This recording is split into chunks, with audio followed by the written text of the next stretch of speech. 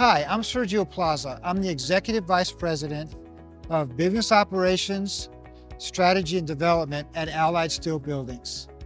I'm here in our newly minted factory in Central Texas. We began this project 18 months ago, and in the first 12 months, we were able to be operational at least partially. What that means is that we began to focus on full calibration, full testing of our machines.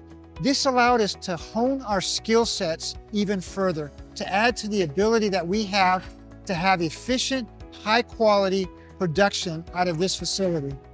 Here recently, we are able to cap off our 18-month process with the completion of our office. This also represents a milestone in Allied's 21-year history.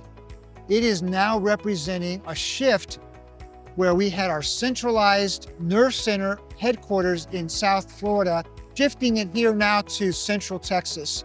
We're investing not only in machinery, state-of-the-art equipment, but in high caliber people that are part of our team. We're looking forward to building for the needs of our clients, but also for the opportunities that are in front of us.